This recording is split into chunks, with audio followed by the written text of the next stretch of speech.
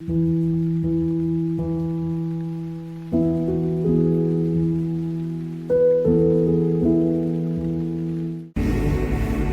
faire ce que tu as à faire, tu peux faire ce que tu veux faire. Oh, il veut te prendre sous son nom afin que tu sois couvert de sa puissance.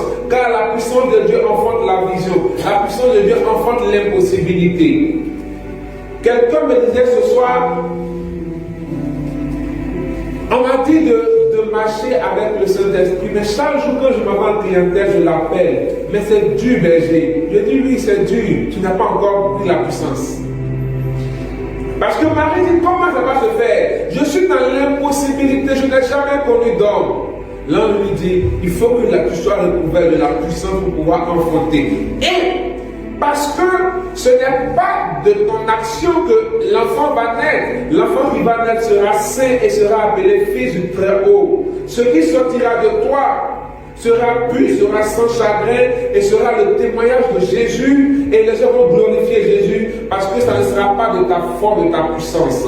Zacharie 4:10 dit, ce n'est ni par la force, ni par la puissance, mais par mon esprit, dit le Seigneur. Combien de fois comme Marie, nous acceptons l'action de l'Esprit dans notre vie?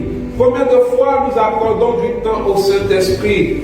Frères et sœurs, accepter Jésus sans faire l'expérience de Christ nous rend déséquilibrés et insuffisants. Pourquoi?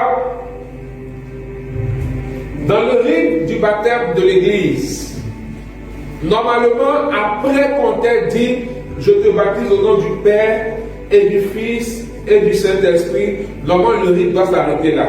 On est tous d'accord? Puisque tout est fait, tu es bien baptisé. Mais qu'est-ce qui se passe? Tu reviens encore au point de quoi? L'huile, qui est la symbolique de l'onction du Saint-Esprit, pour te marquer du Saint-Esprit. Parce que Jésus a dit à Nicodème, Jean chapitre 3, verset 5, il faut naître d'eau et d'esprit. Accepter Jésus, c'est naître d'eau. Mais faire l'expérience de Christ, c'est naître de l'esprit. Donc nous vivons l'esprit en nous et l'esprit sur nous, qui nous donne la puissance de faire naître des choses impossibles, des choses puissantes. Par ricochet, comme à l'Annonciation, notre Seigneur Jésus, Dieu a un plan de salut pour quelqu'un dans ton quartier, pour quelqu'un dans ta maison, pour quelqu'un dans l'humanité, pour quelqu'un dans ton travail. Mais il cherche à savoir, est-ce que tu peux porter cette vision?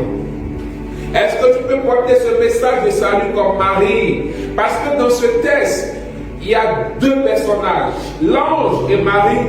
Comme il a dit, faisons comme un jeu de rôle. Mais effectivement, dans la vie de chrétien, il y a ce jeu de rôle-là où nous devons être Marie pour recevoir le projet de Dieu, dire oui, et laisser le Saint-Esprit nous couvrir de sa puissance pour la réalisation de ce projet. Mais quand ce projet est réalisé, nous devenons l'ange qui apportons désormais la bonne nouvelle aux autres. Alléluia.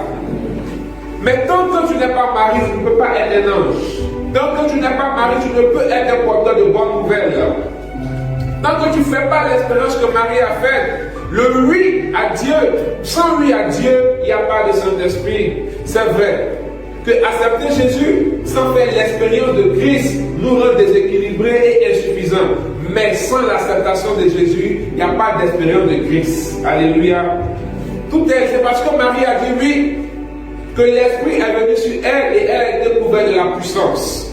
Et désormais, elle est devenue messagère de bonnes nouvelles. Regardez, dès qu'elle quitte là, qu'est-ce qui se passe? Elle va où? Chez Élisabeth. Et chez Élisabeth, il y a une bonne nouvelle qui se passe. L'enfant tressaillit en entendant la voix de Marie. La prophétie commence à se manifester dans le sein d'Élisabeth. Jean-Baptiste a été effusé depuis le sein d'Élisabeth. Marie est devenue un ange parce qu'elle portait une bonne nouvelle. Pourquoi? Parce qu'elle a dit oui. Pourquoi? Parce qu'elle a laissé le Saint-Esprit la remplir et la couvrir de puissance. Parce qu'un verre qui n'est pas plein ne peut jamais déborder pour couvrir le verre. L'eau qui est dans le verre, il faut qu'il remplisse le verre et qu'il déborde. Quand il déborde, il verse aux alentours du verre. C'est ça la couverture. Donc quand on parle de couverture, n'oubliez pas qu'il faut d'abord la plénitude. Donc Marie a dit oui. Elle s'est laissée remplir par le Saint-Esprit et elle a été couverte de sa puissance. Et au lieu d'être Marie, elle est devenue un ange qui porte la bonne nouvelle. En cette nuit, Jésus voudrait que lorsqu'on entende ici, tu sois un porteur de bonnes nouvelles comme Marie.